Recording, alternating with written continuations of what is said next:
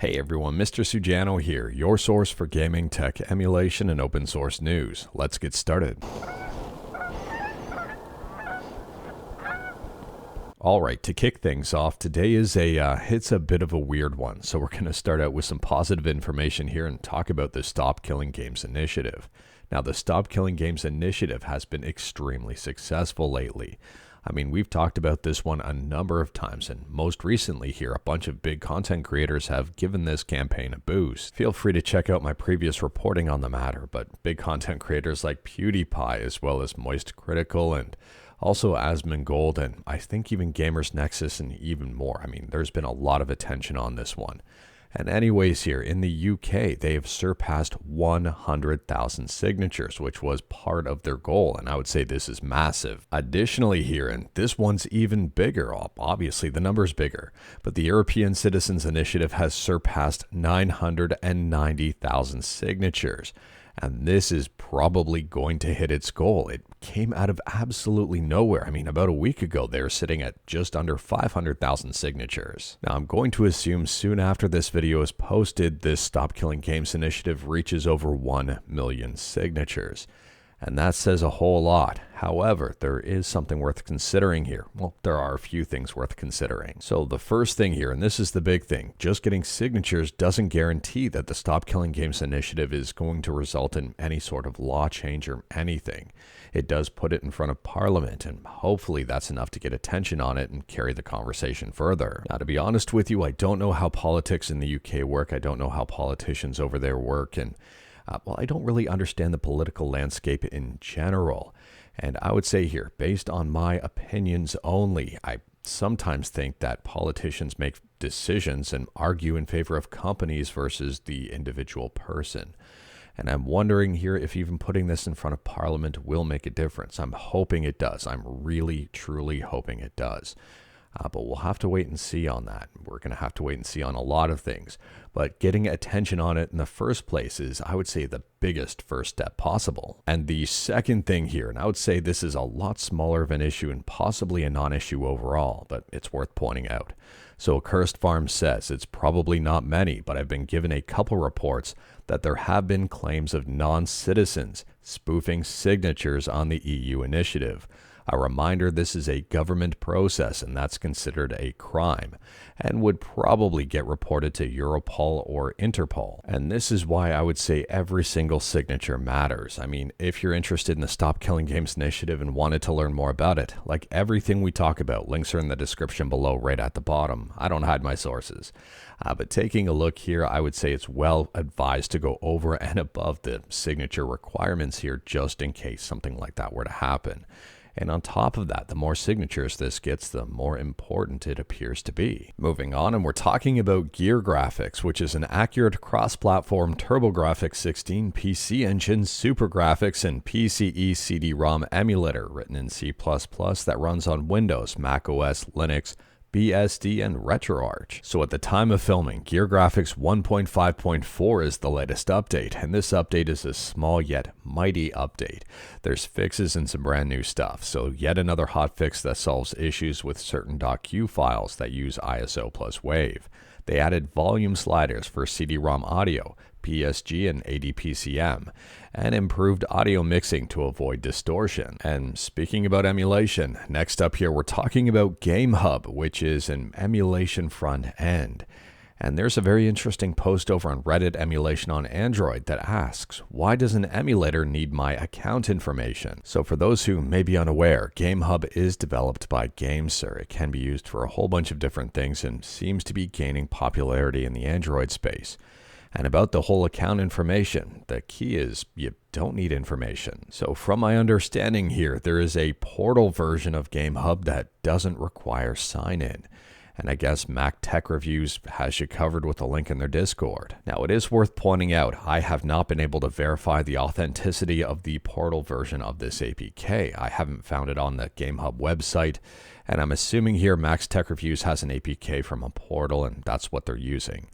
But anyways, on the Max Tech Reviews Reddit page here, you can see a link to the Discord where there is more information. I'd recommend reading up and learning more about it if you are interested in learning more about it. And continuing to talk about Android and learning more about stuff, next up we're talking about MiceWine. For those who may be unaware, MiceWine is a project that aims to run Windows application and games on Android smartphones. And MiceWine just got a brand new update. So at the time of filming, MiceWine version 0.4.0 is the latest update. And there is quite a big changelog here. They've added 8K resolution. They've added a controller test screen. They've improved X input controllers. They've added D input controllers. There's a whole bunch of fixes and even more. Now, I don't know about you, but I would say this is a huge update from MiceWine. This application is improving in leaps and bounds. I mean, they even added support to pause emulation. They added a task manager and even more. If you are interested in this one, feel free to check out the GitHub. It's open source. And on a side note here, if you wanted to see MiceWine in action, Zero Kimchi has a video on YouTube comparing MiceWine versus Winlator side by side. And this is an older version of MiceWine. And continuing to talk about emulation on Android, next up we're talking about Xbox emulation on Android with Zanite. Now, we talked about this one the other day when the project was announced. And it seems this project has already met its fair share of controversy. So here's a post up on Reddit emulation on Android titled "Zanite Hatred Has Affected Our Development." Hello everyone, I'm Ebot32, the second owner. I want to address something directly. As a developer for Zanite, I've been accused of things that simply aren't true. Accused of being Ahmed Barakat, accused of working with AndStation 3, accused of saying and doing things I never did. Let me be clear, these claims are false. I've been part of Zanite because I believe in what we're building. I've put in real work, real time, and real effort. I didn't come here to get involved in drama or false narratives. I'm not here to defend myself over baseless rumors. I'm here to move forward. This project doesn't stop because of hate. We don't stop because of noise. We continue. To those who stood with me, I appreciate you. To those spreading lies, I see you and I won't be wasting my energy on you. We're focused, we're building, and we're not going anywhere. The Zanite team also has a new video on YouTube showcasing Test Doom 3 Zanite OG. And it doesn't seem to be running very well at this point in time. Now, taking a look at their GitHub, and it says Zanite Xbox OG 360 emulator. Zanite is a proof of concept emulator. This project emulates both the original Xbox and Xbox 360 consoles on Android, supporting game ROMs in various formats. Now, as for whether or not this is real or fake is, I would say, completely still up for debate and completely still justifiable to be skeptical about this thing. I mean, first and foremost, we don't really have anything in the Xbox emulation space on Android, especially not Xbox 360. And when I talked about this one just the other day, Xbox 360 was not mentioned. We talked about Zanite on Android, which was supposed to just be Xbox, at least from my understanding, and that's the way I think I reported it. This project does seem to leverage Xemu, which is Xbox emulation. I don't see anything here for Xbox 360 emulation with Xenia. But I will say everything has to start somewhere. Am I writing this project off? Absolutely not. Am I vouching for it? Absolutely not.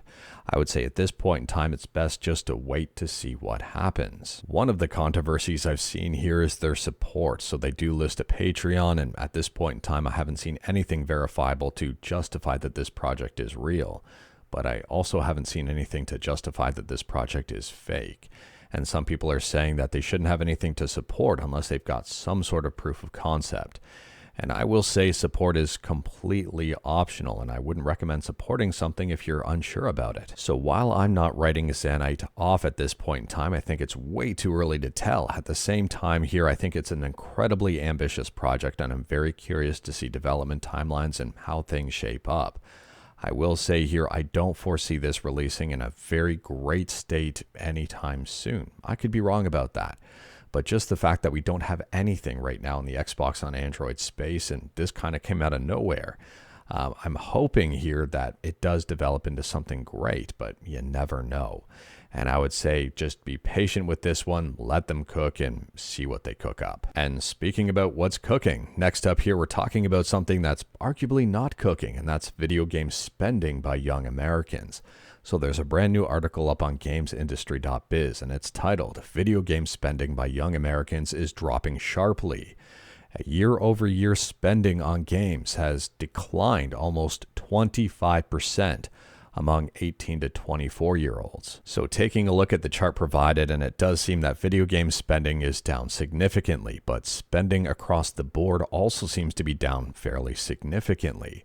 And this might be a hot take. I might be off base with this one out in left field. If I am, let me know in the comments below. But I'm assuming this may just be a sign of the global economy, not localized to one country, but just the state of the world. If things are getting more expensive, if the dollar is going less far, it may make sense to eliminate stuff that aren't necessarily necessities and focus on spending where you need to, like food and shelter. I mean, pair rising costs with a questionable job market, and I would say it's a recipe for disaster for spending in excess and possibly spending on non-necessity items, for example, video games and technology and merchandise and sports equipment. I just think overall, hobbies and stuff like that would take a hit in an economy that is in a recession, arguably. But let me know your thoughts about this one in the comments below. I mean, I'm not in the 18 to 24 age bracket, not even remotely close. But at the same time, even spending for me has gone down recently. I mean, things are getting very expensive. I haven't picked up a Switch 2 for various reasons, but one of those is the price. I think the price is prohibitive, and I don't see the price to performance ratio. And speaking about declines, and I would say this is where stuff in the video starts to take an even weirder turn. Next up here, we're talking about the video games industry in general and, well, some big stuff that's just been announced. There's an interesting article over on DSO Gaming that I would recommend checking out, and it's titled, "Microsoft has become the new EA, buying Activision and Blizzard just to kill off its other studios." So from my understanding here, Perfect Dark Remake has been canceled, and also Everwild, that was in development for a long period of time, seems to have also been canceled. I've seen a lot of reports out there and a lot of videos talking about Perfect Dark being canceled, as well as the whole state of Microsoft and all of that stuff. And there's a very interesting paragraph here over on DSO Gaming. In some ways, Microsoft is starting to also feel like the next Sega. Back in 2001, Sega stopped making game consoles after the low sales of the Dreamcast. Sega then became a game publisher instead. Sony won the console battle and Sega had to change. Now the same thing might be happening to Microsoft, whether people like it or not. Sony seems to have beaten Xbox. So now Microsoft may have no choice but to focus on just publishing games. And we had talked about this one in a video on the weekend. Now, on top of that, there were reports out there about Phil Spencer allegedly retiring as CEO after the next generation console launch. And then that was proven to be false. From my understanding on this one, Microsoft told The Verge that Phil Spencer isn't retiring anytime soon. I guess the rumor was that Phil Spencer was going to be retiring after this next console launch and Sarah Bond was going to take over, and that doesn't seem to be the case. But you know who is leaving their company? Matt Firor. I might have mispronounced that. So ZeniMax Online Studios president Matt Firor is leaving the company. There's a pretty big statement up on Twitter here from Matt using the ESO header. "After more than 18 years leading ZeniMax Online Studios, I'll be stepping away later this month. The studio and the Elder Scrolls Online will be in great hands under the direction of the new studio head, Joe Burba." I might have mispronounced that one. Along with executive producer Susan Kath and game director Rich Lambert. Unsurprisingly here, there's no specific information and no detailed information as to the reason and rationale behind this. But given the fact that this is a very big role within the company, I would assume this was in the works for quite a while. And I'm also assuming here, and I could be wrong with this one, this is me speculating, but given the fact that this change is happening so quickly later on this month, I'm assuming that it wasn't Matt's choice to be leaving the company. Again, I could be wrong with that one. Next up here, we're talking about some Linux stuff, and this is more of just a friendly heads up, especially if you use Arch Linux or you're looking to use Arch Linux. Arch Linux has a brand new snapshot ISO here, and what's exciting about it is that it includes Linux kernel 6.15.4. Now, if you use Arch, I'm assuming you'll let me know in the comments below, but I'm also assuming you know that Arch is a rolling release. So getting the latest kernel, the latest drivers, all of that really isn't a big deal. That's kind of the norm with Arch. But I will say this is exciting for people who are looking to install Arch on a new system, specifically a new system with new hardware, and new hardware that'll be better supported with an updated Linux kernel. And speaking about Linux stuff, next up we're talking about Proton, and there's a brand new version of Proton Experimental that has just dropped. So with this update to Proton Experimental, there's been a bunch of fixes and tweaks and improvements, and even more games are now playable, like the Riftbreaker multiplayer playtest in Postmortem. On top of that, Malady 5 is playable again, and on top of that, it's fixed a bunch of Proton 10 regressions. Now, in my opinion here, this is one of the many reasons why I'm a fan of experimental stuff and like testing things out and having fun, because Proton Experimental generally gets fixes before the stable version does. So if there's a game you like to play and the stable version is having an issue, you can always check out Proton GE, and you can always check out Proton Experimental and hope for the best. And speaking about arguably experimental stuff, next up we're talking about X360 Manager. X360 Manager is a relatively new Xbox 360 emulation manager that's just been released. We've talked about this one in a few different videos, and well, now it just got a brand new update. And for those who may be unaware, this one works with Xenia. Now, for full transparency, I have not checked out X360 Manager, so I can't recommend it and I can't not recommend it. I'm just reporting the news. But taking a look on GitHub here, version 1.1.0 has just dropped, and it seems like this is a pretty significant update. And I do have one question here. It says new update highlights version. Your version number. Did AI help write this? But either way, there is quite a bit of stuff in here. I mean, there's even an update checker now to see if there are updates for this application. Discord integration, there's a factory reset option in case you screw something up, and even more. And speaking about stuff on GitHub, next up we're talking about one of my favorite games of all time, and one of my favorite versions of my favorite games of all time, and that's Capcom vs. SNK 2 on Dreamcast. Now, this game never officially released in North America, but you can play it on Dreamcast, you can play it on emulators, and I think it's an absolutely fantastic game worth checking out if you haven't already. Anyways, there's an unofficial fan translation for this game that just got a brand new update. So at the time of filming, Capcom vs. SNK 2 Millionaire Fighting 2001 English patch version 1.1 is the latest update. And if you are using an emulator, you may want to check out the GDI version of the patch. If you plan on burning it to CDR, you may want to check out the CDI version of this patch. And speaking about stuff that originated overseas, next up we're talking about, well, this is going to be a little bit controversial, and it seems very interesting right now. U.S. lawmakers allege that OnePlus phones transmit data to Chinese servers without user consent. There's no actual data to back this up. This article is up on Engadget, and like everything we talk about, links are in the description below at the bottom.